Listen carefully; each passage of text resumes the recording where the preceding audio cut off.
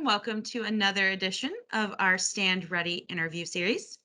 Today, I am joined by the famous Doug Hubbard, and our topic of the day is how to maximize your psychochemistry with smart analyzer alarms. The utility industry is a large market that has huge implications on the US and global economy and infrastructure.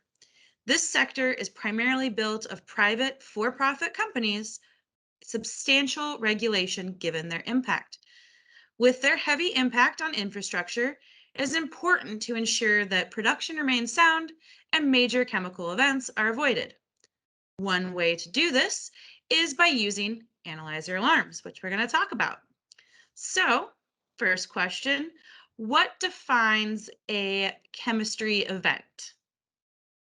Well, you talk to different people in the industry and they'll give you a different answer. Some people will say that a chemistry event is anytime I have to take a unit out of service because of cycle chemistry. Somebody else may consider an event something that where a piece of equipment gets damaged because of a chemistry event. Some people may simply say if an analyzer goes into alarm, that's would be considered an event. I guess in my world, the way I like to define it is Mother Nature is kind enough to give us all these materials to basically build a power plant to generate electricity. And one of the things she does for us is she allows us to all these metals to grow protective passive layers on them. And fundamentally, that protective passive layer, as long as you don't damage it, you can never have a water chemistry related failure. So all water chemistry related boiler tube failures, turbine blade failures, or equipment failures start with damaging that protective layer.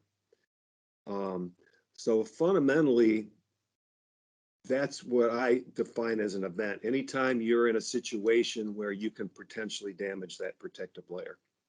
So, how often do these events occur and trigger an alarm? Are they false often, or is it really happening?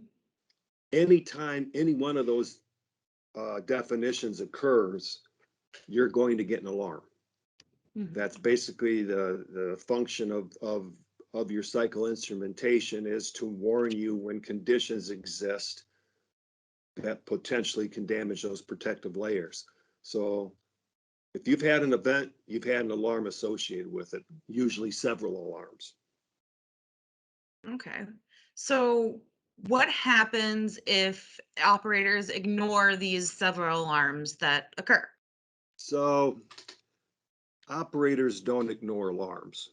Okay. Um, I'd like to quote a famous human performance expert in the industry, where he says that his name is Rob Fisher, and he says that operators will do what they do at the time that they do it for reasons that make sense to them at the time. And we tend to look at how an operator responds to something as a Monday morning quarterback and say, "Oh, why did you do that? You shouldn't have done that." Blah blah blah. Instead of really looking at um, trying to understand that the operator truly did what he thought was right. Um, and that takes looking into your processes, your procedures, your culture, all these things that factor into why the operator makes the decision he makes based on that event that's occurring. Okay, so if you're looking at all these different aspects, how can smart chemistry alarms improve that scope of what they're looking at? So we probably should talk just a second about what is a smart alarm. So Absolutely. um, the whole concept goes back to this. So you're a chemist or a chemical technician, and you're sitting home on a Friday night uh, and enjoying the start of your weekend, and something goes wrong at the power plant, and a cyclochemistry alarm comes in. Um, let's say that you're the technician that's on call because you just work day shift and you don't work weekends and stuff like that. So the operator calls you. And typically what you would do is you would answer the call and then you would ask the operator some questions. You know, what's this alarm? I'm sorry, what's this analyzer reading? How about this analyzer over here? And by the operator giving you answers to those questions, you would tell him, well, this is what's going on. This is what you need to do. So the whole concept between smart alarms is, okay, why don't we make the computer do that? Have the computer look at the inputs from these various analyzers and tell you what's going on. So, for instance, what's kind of unique about smart alarms, we'll take a basic one. Let's talk about a loss of chemical feed. On a loss of chemical feed event, you'll get several specific conductivities on your cycle that'll go into alarm. And you'll get your pH go into alarm. What the smart alarm does is the smart alarm looks at those specific conductivities and the pHs, interprets what it's telling them, and instead of getting specific conductivity low and a low pH alarm, what you would get was loss of chemical feed. So now you're moving toward telling the operator what exactly is going on, plus the fact that you're also and behind the scenes looking to make sure that the analyzers are reading correctly, et cetera. So it gives the operator an enormous amount of confidence in the alarms because he knows the system is doing all this work for him kind of behind the scenes. So it's a unique system from that perspective. It helps the operators understand what's going on. World-class, my definition of world-class water chemistry is, and people have lots of definitions of that also, but the way I like to define world-class water chemistry is the ability of an operator to recognize when something's wrong from a cyclochemistry perspective and try to reduce the amount of time that the equipment is exposed to that environment.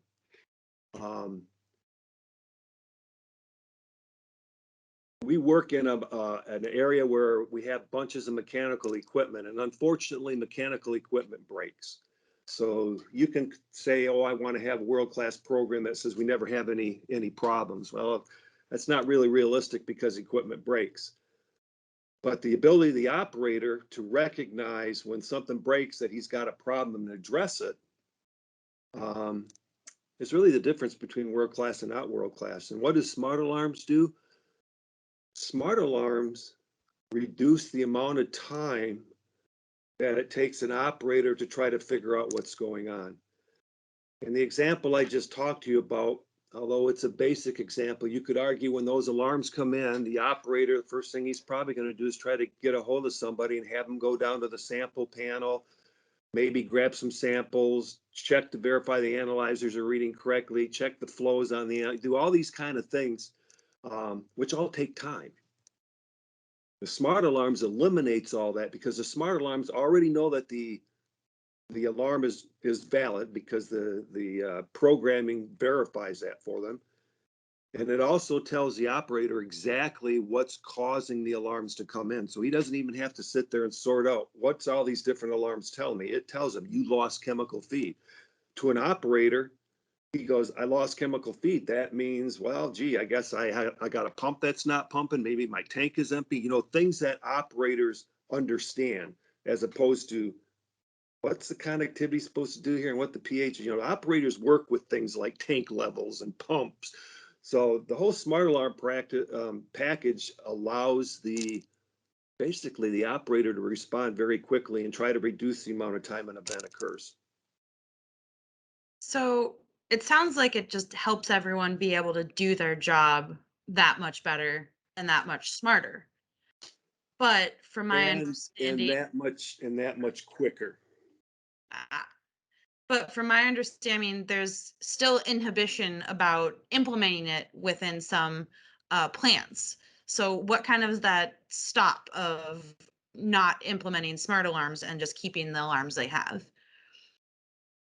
The uncertainty with the alarms is, they will become very comfortable with them once they get them. It's like anything else when it comes to an operator. He needs to build some confidence that, hey, this system is really doing what, you know, the people say it's doing, and it actually works. So that takes some time. But if you're talking about what's keeping plants from installing and actually doing something, that's a longer story. So, you know, fundamentally, you have to convince your leadership, your plant manager, that you need to spend the money. To do that, you have to be able to convince your plant manager or leadership that you have a problem. Um, and what's interesting about that, and again, I've spent a lot of time with human performance in my later career, and EPRI here, the Electric Power Research Institute, did a survey here recently, trying to get a handle on where the gaps are in chemical psychochemistry programs. And one of the things that became very apparent is that the view of the world from a plant manager's perspective or the technical people at the facility are that my operators are properly trained and that they are going to respond correctly to analyzer alarms that come in. That's the belief by the people that write the checks, so to speak. In all actuality, what EPRI found out is that's very, very far from the truth. That is not the reality for the people that are in the control room. The operators don't believe they're analyzers. They don't believe they've had the adequate amount of training, et cetera, to respond correctly to events. How do you go about convincing somebody that they need that? Again, I'm gonna quickly read a quote from a book by Ruth Colvin Clark called Building Expertise. And in this book, she mentions that most researchers and educational practitioners agree that meaningful transfer of learning is among the most, if not the most fundamental issue in all of education. They also agree that transfer of learning seldom occurs. A lot of words there. So what does that mean? So I have a degree in chemical engineering.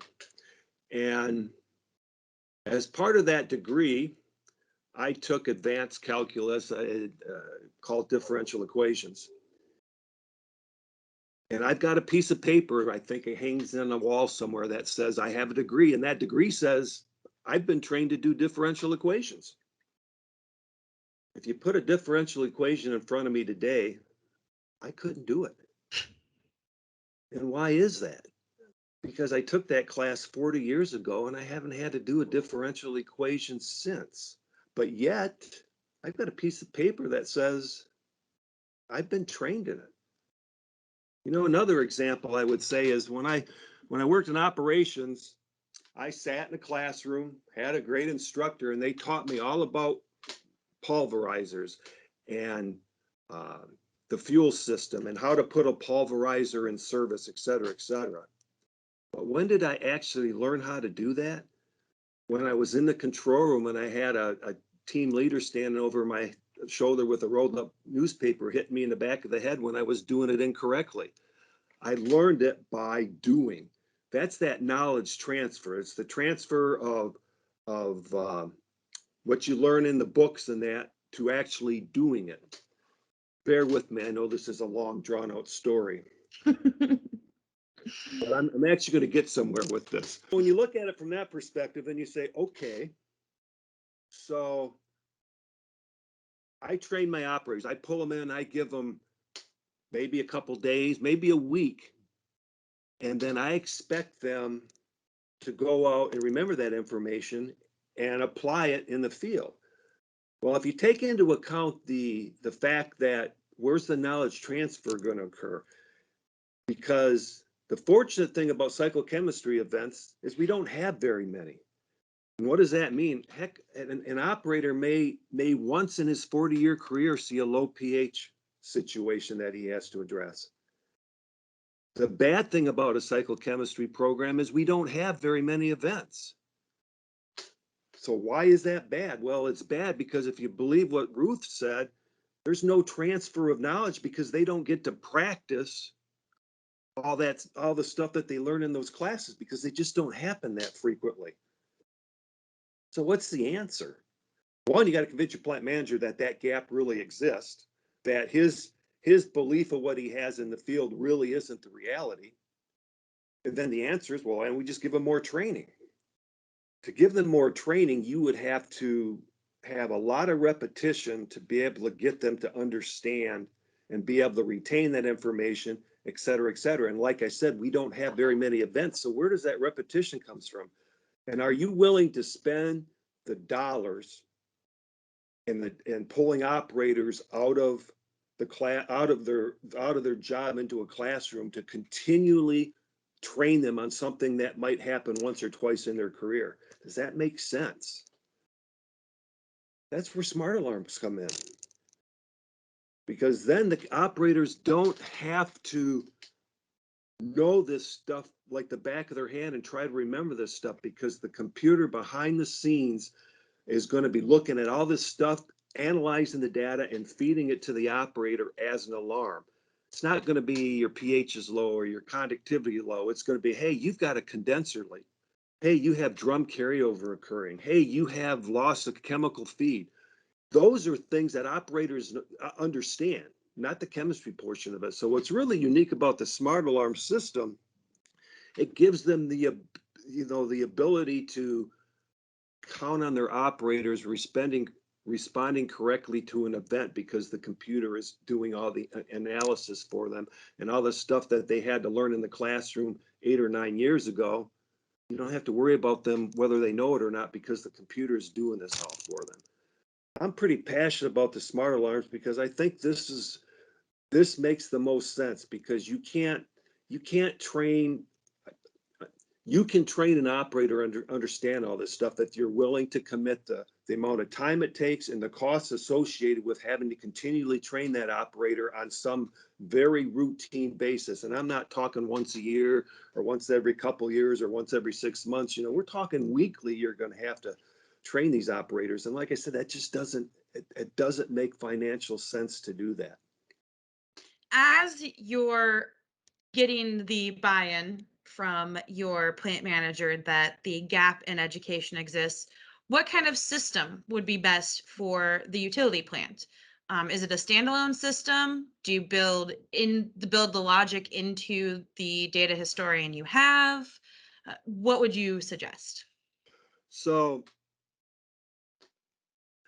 we did it as a DCS project at our site, and we did that because we had lots of different plants that had DCSs, and I figured we'd build the first one and then copy and paste, and away we would go.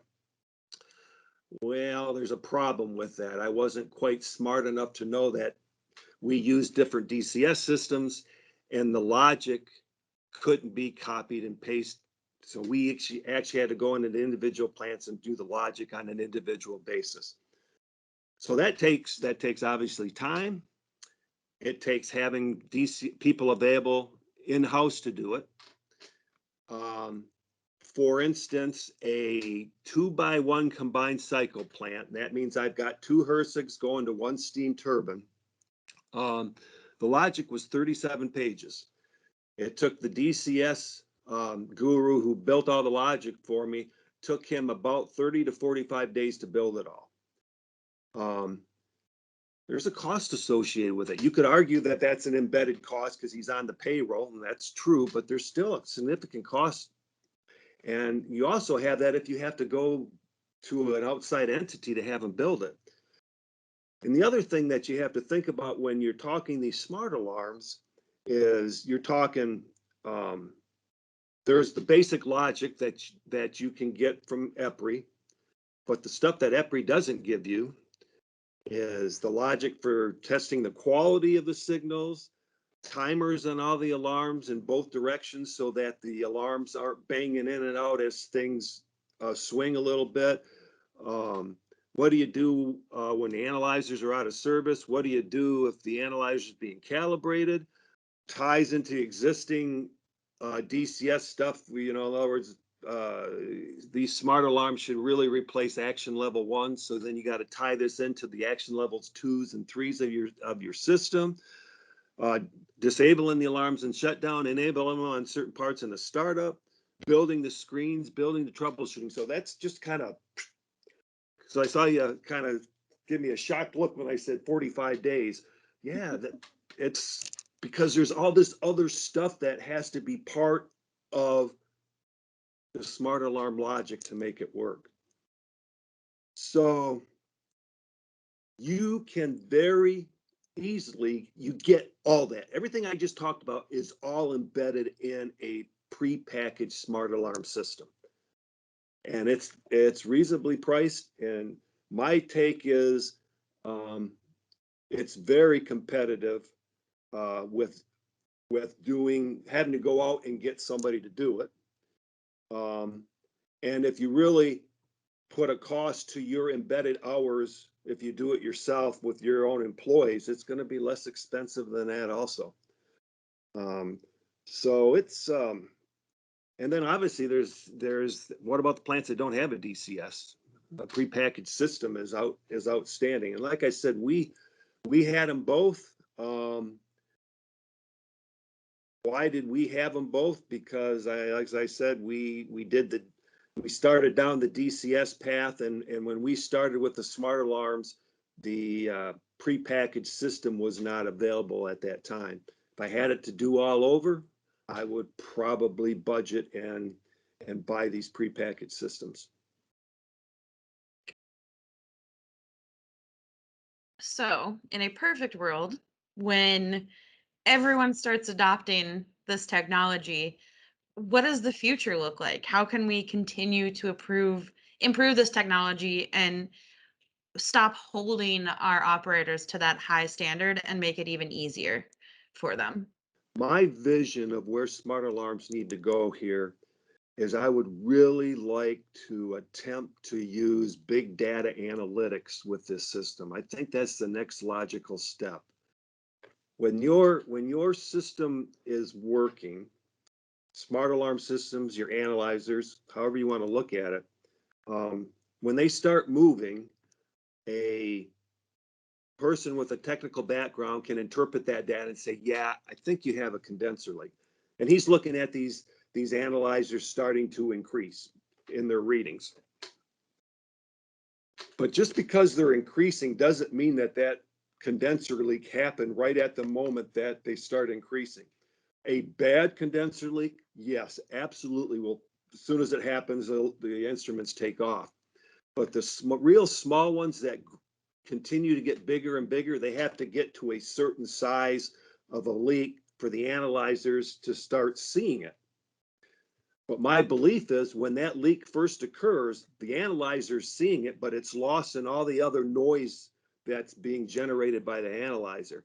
And I think that smart data analytics, my hope is that it can look at all that information and actually let you know you have a condenser leak before your eyes let you know that you have a condenser leak by looking at the analyzers. And how exciting would that be? Because as I always say, there's a couple paths you can go down in life. You can have the circumstances in life dictate what you're doing, or you can dictate what's going on. So if you're able to see that you have a condenser leak before you can actually see it on your analyzers, you have the ability to manage that problem better versus you seeing the condenser leak and then the condenser leak is managing you, so to speak. So it gives you the ability to manage that better.